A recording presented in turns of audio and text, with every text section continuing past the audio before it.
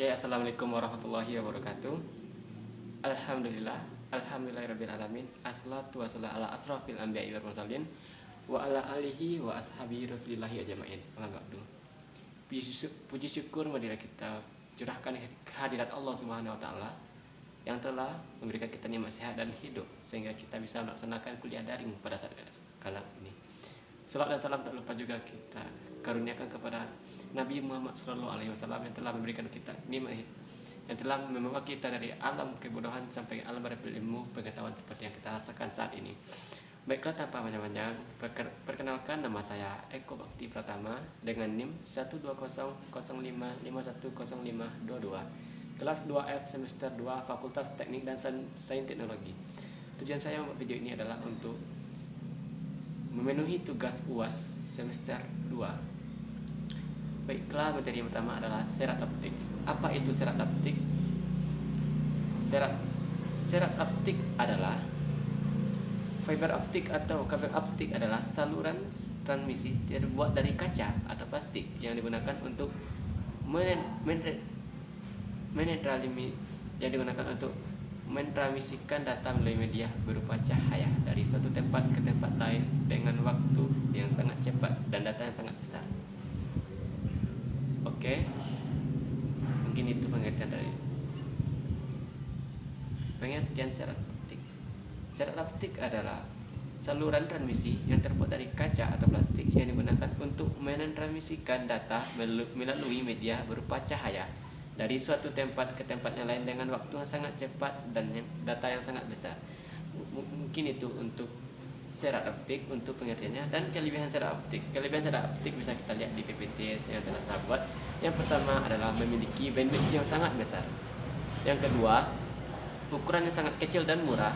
Yang ketiga, isyarat cahaya tidak terpengaruhi oleh derau cahaya. Yang keempat, isyarat dalam kabel terjamin keamanannya. Dan 5, susutan sangat rendah.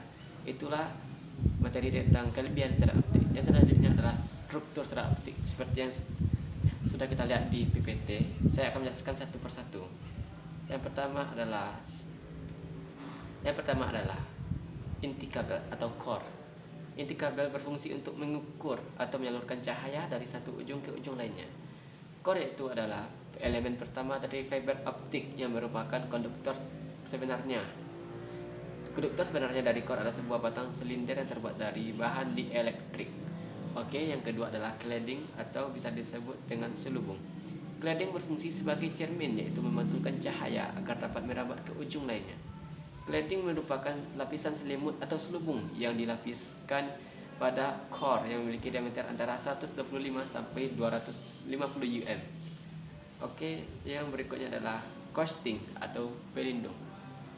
Coating berfungsi sebagai pelindung mekanis yang melindungi serat optik dari kerusakan dan sebagai pengodian warna pada serat optik. Coating yaitu bagian pelindung lapisan inti dan selimut yang terbuat dari bahan plastik elastis PVC yang berfungsi untuk melindungi serat optik dari tekanan luar. Oke, selanjutnya adalah strengthening atau serat penguat. Strengthening serat berfungsi sebagai serat yang menguatkan bagian dalam kabel sehingga tidak mudah putus dan terbuat dari bahan serat kain sejenis benang yang sangat banyak dan memiliki ketahanan yang sangat baik. Dan yang terakhir adalah jaket kabel atau selongsong kabel. Jaket kabel berfungsi sebagai pelindung keseluruhan bagian dalam kabel serat optik serta di dalamnya terdapat tanda pengenal dari bahan PVC. Mungkin hanya itu yang dapat saya sampaikan. Kalau ada salah dan janggal saya mohon maaf.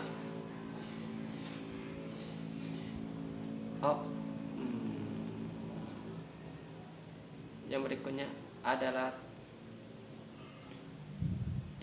jenis serat optik. Jenis serat optik ada dua, yaitu single mode fiber. Serat optik single mode memiliki core yang kecil dan memiliki hanya satu jalur cahaya. Perbedaan antara indeks bias core dan cladding sangat kecil. Itulah yang terjadi di single mode fiber. Yang kedua, multi mode fiber.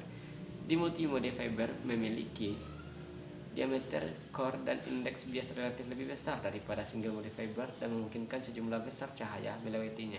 Ukuran core kabel multi mode secara umum adalah berkisar antara 50 sampai dengan 100 mikrometer. Biasanya ukuran NA yang terdapat di dalam kabel multi mode pada umumnya adalah berkisar antara 0,20 sampai hingga 0,9 Na. Oke, hanya itu yang dapat saya sampaikan. Kalau ada salah dan gagal saya mohon maaf. Wabillahi taufiq wal hidayah. Assalamualaikum warahmatullahi wabarakatuh.